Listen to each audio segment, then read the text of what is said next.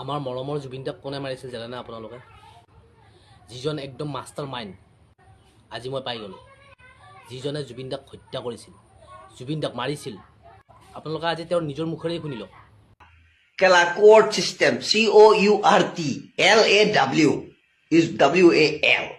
সি কেলা মৰিছে কাৰণ মই তাক মাৰিছো। মই আগতে কৈছো ন, যিদিনাৰ পৰা সি নমৰলৈকে মই চিলভাৰ ভাঙিব নোৱাৰো, মই মাৰিছো। মুখ্যমন্ত্ৰী ডাঙৰীয়া শুনক, আপুনি জুবিন দাতকৈ ডাঙৰ নহয়। আমি ভগৱানক পূজা কৰিবলৈ আপোনাক সুধি নলওঁ। আপুনি এজন মুখ্যমন্ত্ৰী হৈ মুখ্যমন্ত্ৰী হিচাপে থাকক, তাতোতকৈ সীমা পাৰ কৰিব নিবিচাৰিব। নমস্কাৰ বন্ধু বান্ধৱী, কি খবৰ আপোনালোকৰ? জুবিন দাৰ ন্যায় কেতিয়া পাব? ইমান ডাঙৰ শিল্পী এজনক আজিলৈকে ন্যায় দিব পৰা নাই আমাৰ অসমৰ মুখ্যমন্ত্ৰীয়ে। আৰু এইটো কথা কোনে কৈছে আপোনালোকে ভিডিঅ'টো সম্পূৰ্ণকৈ চাব। মই যেতিয়া জুবিন দাৰ মৃত্যু হৈছিলে তাৰ পৰাই মই বহুত ভিডিঅ' আনিলোঁ জুবিন দাৰ বাবে। ন্যায় পাব, জুবিন দাৰ ন্যায় পাব নেকি, ন্যায় নাপাব নেকি বোলে মই ইমান ডাঙৰ ভিডিঅ' আনিলোঁ, কিন্তু আমাৰ জুবিন দাৰ কোনো খবৰ নাই যে জুবিন দাৰ ন্যায় পাব। হত্যাকাৰী কিয় গুলি মাৰি হত্যা কৰিব নোৱাৰিলে, কিয় এনকাউণ্টাৰ কৰিব নোৱাৰিলে ছেম কানু সিদ্ধাৰ্থক? মানে ইমান ডাঙৰ শিল্পী এজনক যে হত্যা কৰিছে সকলোৱে জানে, তথাপিও জুবিন দাৰ বাবে আজিলৈকে ন্যায় পোৱা নাই। মানে জুবিন দাৰ ন্যায় নাপামে চাগে। আৰু জোনমণিৰ আফাৰো ন্যায় পোৱা নাই, তেতিয়াহ'লে জুবিন দাৰ ন্যায়ে নাপাম। মই ভাবিছোঁ যদি জুবিন দাৰ ন্যায় নাপায়, তেতিয়াহ'লে ন্যায় বুলি কোৱা শব্দ, ন্যায় বুলি কোৱা অৰ্থবোৰ এৰিয়ে দিয়ক। যদি জুবিন দাই ন্যায় নাপায়, সামান্য মানুহে কিবা এটা দুৰ্ঘটনা হ'লে ন্যায় পাম জানো? তো আপোনালোকে কৈ দিয়ক। নলবাৰীত এটা ঘটনা হৈছিলে, নলবাৰীৰ এটা ঘটনা সকলোৱে গম পায়, এইটো কথা মই ক'বলৈ নালাগে, সকলোৱে গম পায়। এনকাউণ্টাৰ কৰিছে মানে ৰছ আলীয়ে এজন ছোৱালীক ভাল পাইছিলে, এতিয়া মই ক'বই নালাগে, সকলোৱে চিনি পায়, সকলোৱে জানে, এইটো ভিডিঅ' সকলোৱে দেখিছে। ৰছ আলীক এনকাউণ্টাৰ কৰা হৈছে। সেইদৰে মই ভাবিছোঁ জুবিন দাৰ হত্যাকাৰীক এনকাউণ্টাৰ কৰিলে বহুত ভাল পাম, যে জুবিন দাৰ আত্মা এটা শান্তি পাব। আৰু গৰিমা বৌও জুবিন দাৰ বাবে ইমান ন্যায়ৰ বাবে অপেক্ষা কৰি আছে, আজিলৈকে জুবিন দাৰ ন্যায় পোৱা নাই। কিয়নো বাৰু? জুবিন দা আমাৰ কোনো নাছিল নেকি? জুবিন দাই কোনো জাতি ধৰ্ম বিচৰা নাছিল, বা জাতি ধৰ্ম এনেকুৱা অচিনাকি বুলি কোৱা নাছিল। জুবিন দাই সকলো জাতিকে ভাল পোৱা আছিল, বা হিন্দু মুছলিম সকলোকে ভাল পোৱা আছিল জুবিন দাই। সেইকাৰণে জুবিন দাক সকলোৱে ভাল পায়। আৰু জুবিন দাৰ বাবে কোনেও এনেকুৱা নক'ব যে জুবিন দা এই মানুহক বেয়া পায়, এই মানুহক ভাল পায় বুলি। জুবিন দাক সকলোকে ভাল পাইছিল আৰু জুবিন দাক সকলোকে মৰম দিছিল। সেইকাৰণে আমি ভাবিছোঁ জুবিন দাৰ ন্যায় অতি সোনকালে লাগিব আমাক। আপোনালোকে কি কথা কোৱা? নিউজত মানে মই বহুত দেখিছোঁ জুবিন দাৰ ন্যায় পাবনে নাই। আজিলৈকে জুবিন দাৰ এবছৰ হৈ গ'ল মৃত্যু হোৱা, আজিলৈকে জুবিন দাৰ ন্যায় পোৱা নাই। কাৰণটো কি? চাই ল'বা, নিউজত কি কথা ক'লে আপোনালোকে চাই ল'বা। মই বেছি কথা নকওঁ, আৰু জাষ্টিছ ফৰ জুবিন গাৰ্গ বুলি লিখি দিব।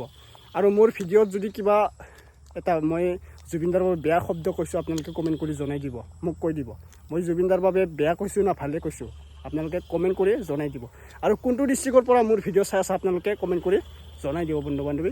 তো পোনপ্ৰথমে মোৰ চেনেলত স্বাগতম জনালোঁ। যদি চেনেলত নতুনবাৰ আহিছে ছাবস্ক্ৰাইব কৰি ল'ব, আৰু এইটো ভিডিঅ' শ্বেয়াৰ কৰি দিব, যাতে আমাৰ মুখ্যমন্ত্ৰীয়ে ভিডিঅ'টো দেখে, আমাৰ অসম চৰকাৰে দেখে, বা সকলো এইটো ভিডিঅ' দেখি জুবিন দাৰ ন্যায় অতি গুৰুত্বপূৰ্ণ দিয়ে আৰু অতি সোনকালে ন্যায় পাওক। ঠিক আছে, চাই লোৱা ভিডিঅ'। মুখ্যমন্ত্ৰী ডাঙৰীয়া শুনক, আপুনি জুবিন দাতকৈ ডাঙৰ নহয়। আমি ভগৱানক পূজা কৰিবলৈ আপোনাক সুধি নলওঁ। আপুনি এজন মুখ্যমন্ত্ৰী হৈ মুখ্যমন্ত্ৰী হিচাপে থাকক, তাতোতকৈ সীমা পাৰ কৰিব নিবিচাৰিব। আমাৰ মুখ্যমন্ত্ৰী হিমন্ত বিশ্ব শৰ্মা ডাঙৰীয়াক পোনপটীয়াকৈ উদ্দেশ্য কৰি আজি ভিডিঅ'টো বনোৱা হৈছে। মুখ্যমন্ত্ৰী ডাঙৰীয়া শুনক, আপুনি জুবিন দাতকৈ ডাঙৰ নহয়, আৰু জুবিন দাতকৈ গোটেই পৃথিৱীত আমাৰ বাবে কোনো ডাঙৰ নহয়। ইয়াত আমেৰিকাৰ ৰাষ্ট্ৰপতিয়ে হওক, বা ফ্ৰান্সৰ ৰাষ্ট্ৰপতিয়ে হওক, কোনোবা জাপানৰ মুখ্যমন্ত্ৰীয়ে হওক, চিফ মিনিষ্টাৰ, প্ৰাইম মিনিষ্টাৰ যোনে আহক, জুবিন দাৰ সমান হ'ব নোৱাৰে। আৰু জুবিন দাৰ ছবি অংকন কৰাৰ পিছত এনেকৈ মোহাৰি দিয়াটো অসমীয়া মানুহে সেইটো সহ্য কৰি নাথাকে। আপোনাৰ বৰ্তমান সময়ত ক্ষমতা আছে, পাৱাৰ আছে, সেইবাবে আপুনি কি কৰে, আপোনাৰ বিৰুদ্ধে যদি কোনোবাই মন্তব্য বা কিবা কথা কয়, আপুনি গ্ৰেপ্তাৰ কৰি কাৰাগাৰলৈ প্ৰেৰণ কৰে। গোটেই অসমবাসীৰ মুখখন কি কৰিছে আপুনি? জপাই ৰাখিছে, বাধ্য কৰাইছে। কিন্তু আমি সদায় সেইবিলাক চাই নাথাকোঁ। আমি ভগৱানক পূজা কৰিবলৈ আপোনাক সুধি নলওঁ, বুজি পালে? আপুনি এজন মুখ্যমন্ত্ৰী হৈ মুখ্যমন্ত্ৰী হিচাপে থাকক, তাতোতকৈ সীমা পাৰ কৰিব নিবিচাৰিব। আপুনি মুখ্যমন্ত্ৰী হোৱালৈকেহে আপোনাৰ ক্ষমতা আছে। জুবিন দাৰ ছবি আমি ক'ত অংকন কৰিম, জুবিন দাক আমি সেৱা ক'ত কৰিম, কি কৰিম, সেইটো আমাৰ নিজৰ ব্যক্তিগত কথা। কি আপোনাৰ পাৰ্মিশ্যন ল'ব লাগিবনে? ভগৱানক পূজা কৰিবলৈ কি আপোনাৰ পাৰ্মিশ্যন ল'ব লাগিব? আপোনাৰ ক্ষমতা যিটোত আছে নহয়, তাত ক্ষমতা দেখাওক। বুজি পালে মুখ্যমন্ত্ৰী ডাঙৰীয়া, আপোনাক একদম পোনপটীয়াকৈ কোৱা হৈছে।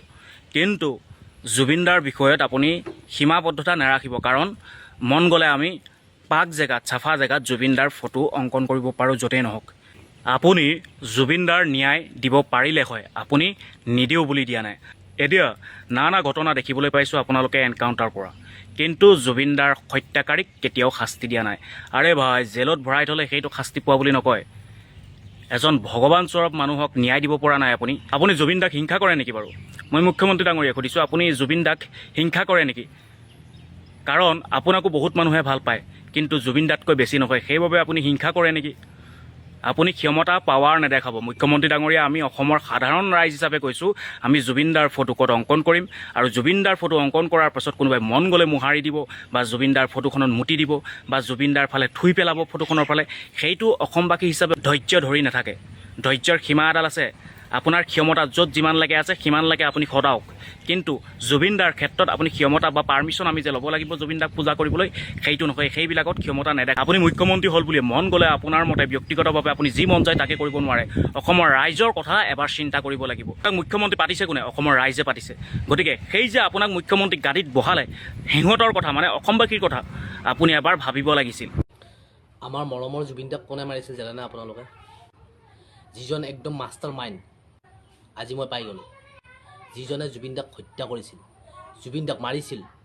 আপোনালোকে আজি তেওঁৰ নিজৰ মুখেৰেই শুনি লওক। চিকাগো আলানয় চিলভাৰ মাৰ্কেট ব্ৰেক্স, সি কেলা মৰিছে কাৰণ মই তাক মাৰিছো। মই আগতে কৈছো নহয়, যিদিনাৰ পৰা সি নমৰলৈকে মই চিলভাৰ ভাঙিব নোৱাৰো, মই মাৰিছো। গতিকে এই সোপা যে ধৰি থৈছ, তাতে জামিন দি দে, চবকে জামিন দি দে। কেলা কি নাম তাৰ এইবিলাক, শ্যাম কানু, আল কানু, বাল কানু, চবকে জামিন দি দে। তাহাঁতৰ একো দুখ নাই। সি খাইছে মদ, তাক মই বুদ্ধিটো এনেকুৱা কৈছো তই মৰ, গতিকে সি মৰিছে। এতিয়া পঠাই দে চবকে। কেলা হিমন্তক পঠাই দে, নৰাধামক পঠাই দে, আৰু তহঁতৰ জাজ কেইটাক পঠাই দে। যা খালাচ কৰ কেছ, খালাচ কৰ, কাৰো দুখ নাই। সি মৰিছে, মই মাৰিছো তাক। ক'ত গ'ল আজি অসম চৰকাৰ? ক'ত গ'ল অসম পুলিচ? ইমান পাৱাৰফুল মুখ্যমন্ত্ৰী থকাৰ পাছতো এনেকুৱা মন্তব্য কেনেকৈ কৰিব পাৰে? ক'ত গ'ল আজি অসম চৰকাৰ? ক'ত? প্ৰশাসনে যদি একো কৰিবই নোৱাৰে, অসম চৰকাৰে যদি একো কৰিবই নোৱাৰে, তেতিয়াহ'লে ৰাইজক গতাই দিয়ক। ৰাইজ আছে নহয়। জুবিনদাৰ বিষয়ে এনেকৈ কোৱাটো সহ্য কৰিব পৰা নাই। এতিয়ালৈ তেওঁ এৰেষ্ট কিয় হোৱা নাই? আৰু আপোনালোকৰ যদি অকণমানো অসমীয়া তেজ আছে, ভিডিঅ'টো যিমান পাৰে শ্বেয়াৰ কৰক, যে সিদ্ধাৰ্থ চামকানুহঁতক জামিন দিব কৈছে, আৰু তেওঁ নিজে কৈছে যে তেওঁ মাৰা বুলি কৈছে। এতিয়া অসম চৰকাৰে মুখ মেলি চাই বহি থাকিলে নহয়, এওঁৰ ওপৰত ব্যৱস্থা ল'ব লাগে। জয় জুবিন দা, জাষ্টিছ ফৰ জুবিন গাৰ্গ।